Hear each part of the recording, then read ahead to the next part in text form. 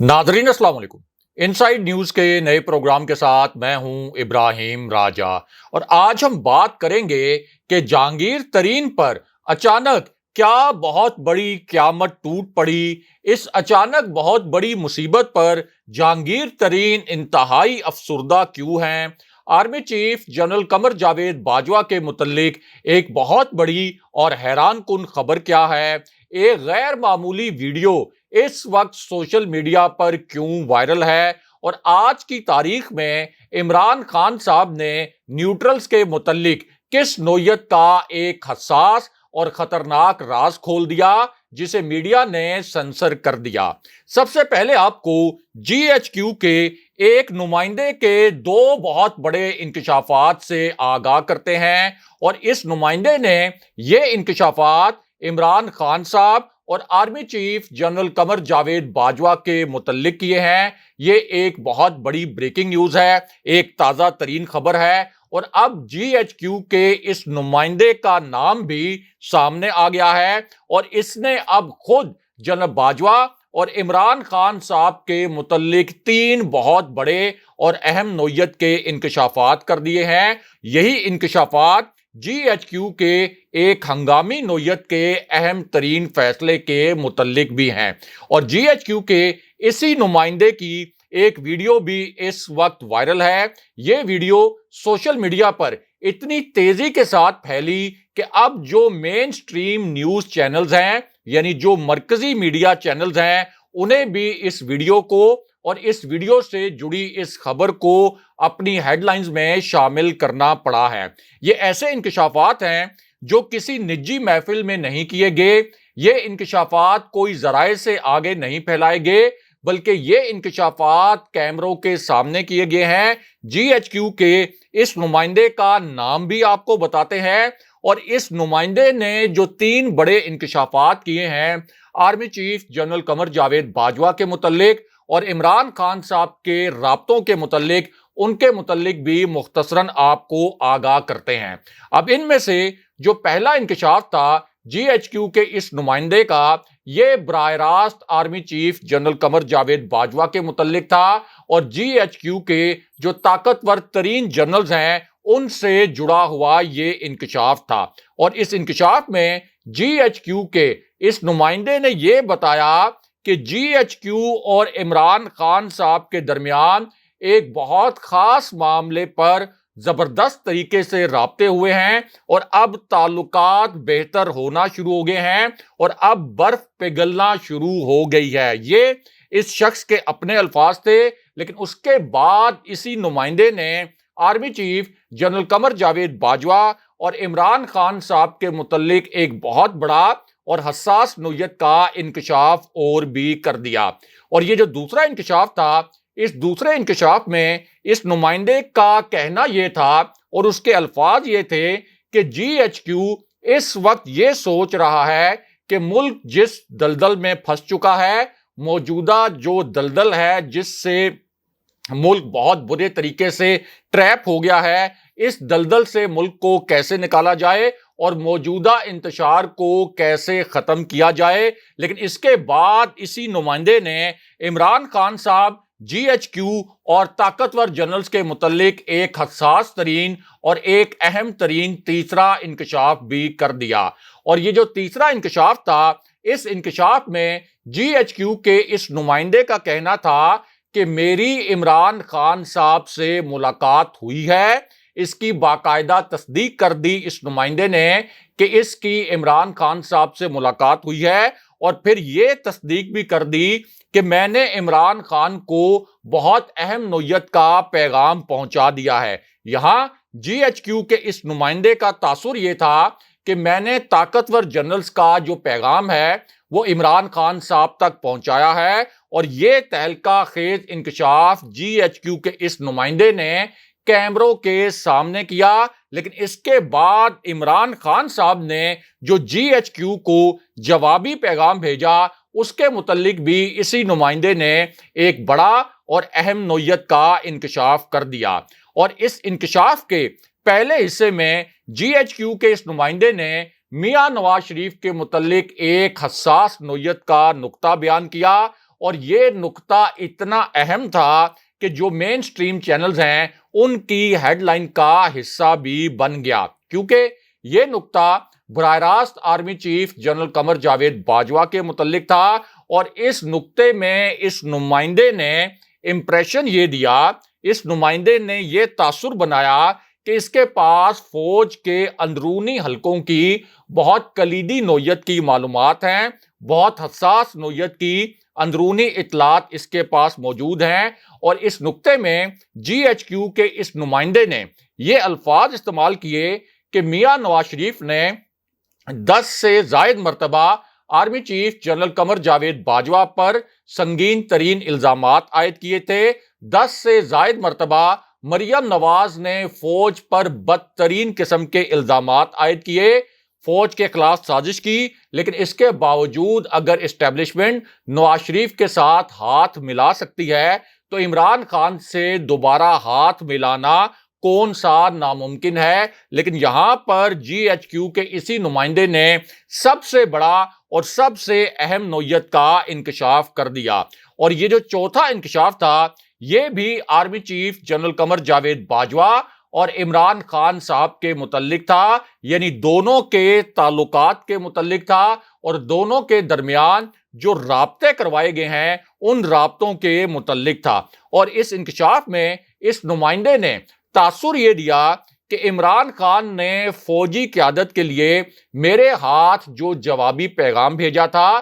یعنی مجھے جو پیغام یہ کہہ کر عمران خان نے دیا تھا کہ یہ فوجی قیادت کو پہنچا دیں، وہ پیغام میں نے فوجی قیادت کو پہنچا دیا ہے، اور اس پیغام کو پہنچانے کے مثبت نتائج بھی سامنے آئے ہیں۔ یہ ایک بڑی بریکنگ نیوز ہے، انتہائی اہم خبر ہے، کیونکہ اس نمائندے نے جو رابطہ کیا گیا ہے اب طاقتور حلقوں اور عمران خان صاحب کے درمیان، اس کے نتائج کے متعلق بھی اب ایک بڑا انکشاف کیا ہے۔ اور اس انکشاف میں جی ایچ کیو کے اس نمائندے کا کہنا تھا کہ میری اب ریٹائرمنٹ کی عمر ہے، اگر میں اس وقت منافقت اور جھوٹ سے کام لوں تو یہ غداری ہوگی۔ یہ جی ایچ کیو کے اس نمائندے کے الفاظ تھے، اور اس کے بعد اسی نمائندے نے کہا کہ موجودہ حکومت میں شامل 14 جماعتیں کوئی 30 مار خان نہیں تھیں، ان میں اتنا دم خم نہیں تھا کہ یہ از خود خان صاحب کی حکومت گرا سکتے،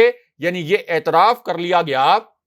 کہ عمران خان صاحب کی جو حکومت ہے یہ اسٹیبلشمنٹ کی مدد کے بغیر نہیں گر سکتی تھی۔ اب یہ جو نیا انکشاف کیا جی ایچ کیو کے نمائندے نے، اس نے نگران حکومت کے متعلق سب سے بڑا انکشاف کر دیا، سب سے حساس نوعیت کا آپ کہہ سکتے ہیں کہ ایک نقطہ اس نے بیان کر دیا۔ یہ بھی ایک بڑی بریکنگ نیوز ہے، کیونکہ اس نمائندے نے اب نگران حکومت کے قیام کے متعلق ایک بہت بڑی خبر دی ہے، اور یہ خبر دیتے ہوئے اس نمائندے کا امپریشن یہ تھا کہ اسے فوج کے 2 بڑے فیصلوں کے متعلق ٹھوس اطلاعات ملی ہیں، یہ اطلاعات اسے فوج کے اندر سے ملی ہیں، اور اس انکشاف میں جی ایچ کیو کے اس نمائندے کا کہنا تھا کہ جیسے ہی بجٹ کی منظوری کا عمل مکمل ہوگا طاقتور حلقوں کی جانب سے ایک بڑا فیصلہ آ سکتا ہے۔ یہ فیصلہ بجٹ کی منظوری سے پہلے بھی آ سکتا ہے، اور جتنا جلد یہ فیصلہ آئے گا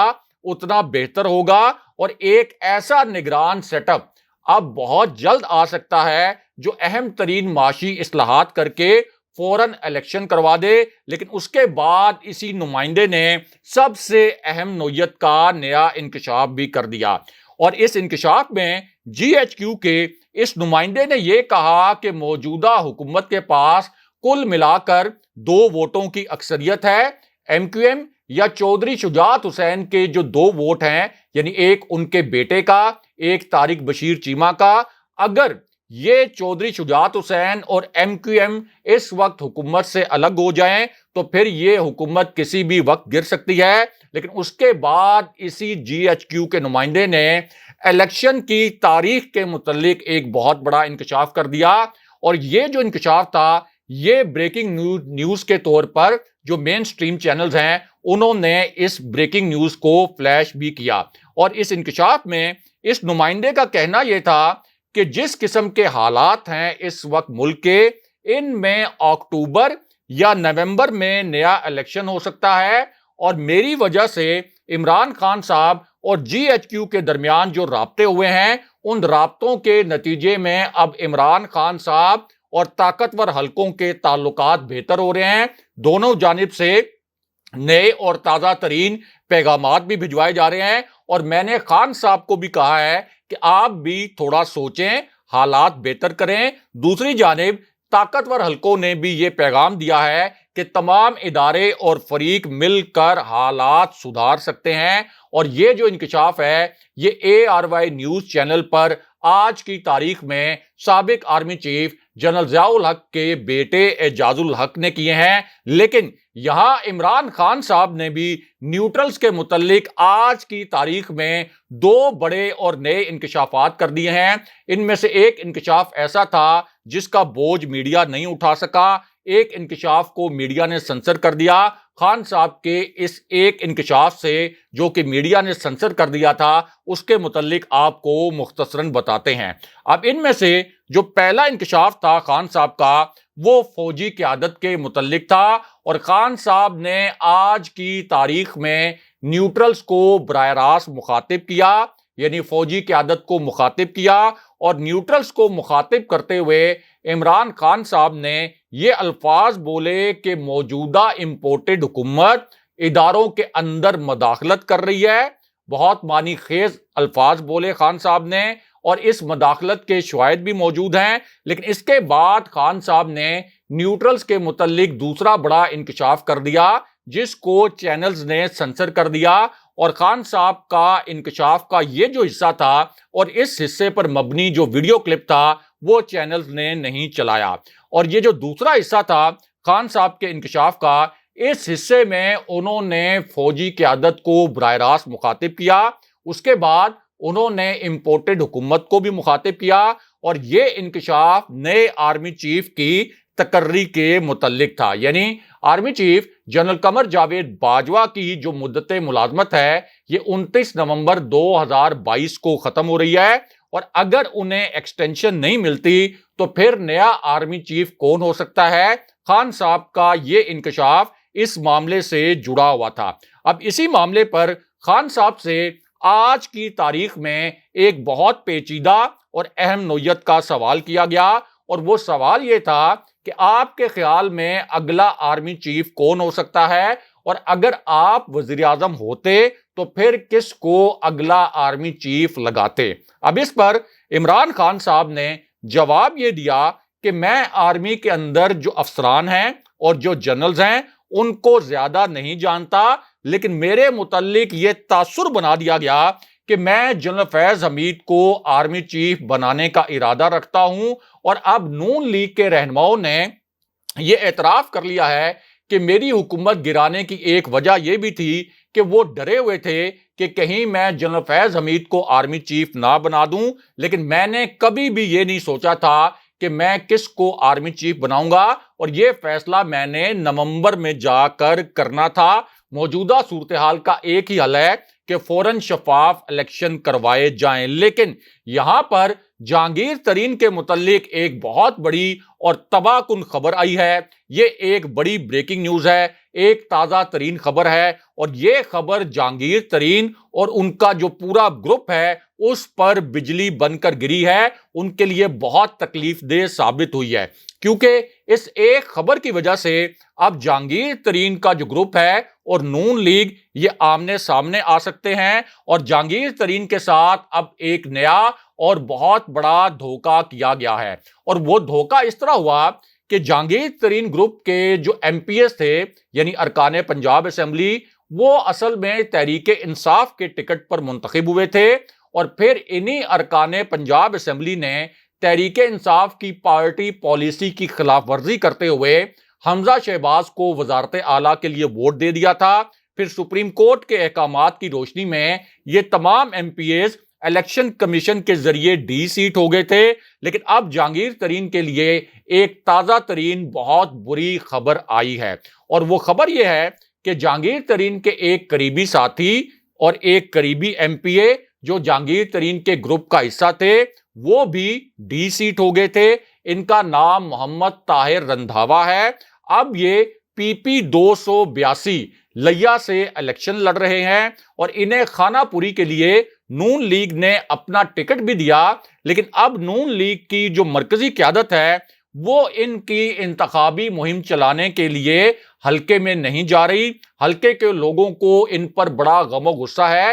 کہ یہ لوٹا کیوں بنے تھے۔ جہانگیر ترین خود بھی اس حلقے میں انتخابی کیمپین کے لیے نہیں جا سکے اور اب اس حلقے میں طاہر رندھاوا کی حالت اتنی پتلی ہے کہ وہ نون لیگ کی قیادت کی منتیں کر رہے ہیں، انہیں پیغامات بھجوا رہے ہیں کہ آپ ہمارے حلقے میں آئیں، لیکن نون لیگ کی قیادت نے انہیں مکمل طور پر نظر انداز کر دیا ہے۔ جہانگیر ترین بھی نون لیگ کے اس رویے پر بہت نالاں ہیں اور یہاں سے اطلاعات یہ آ رہی ہیں کہ یہ سیٹ اب جہانگیر ترین کے ہاتھ سے مکمل طور پر نکل رہی ہے۔ اگلے پروگرام تک کے لیے خدا حافظ۔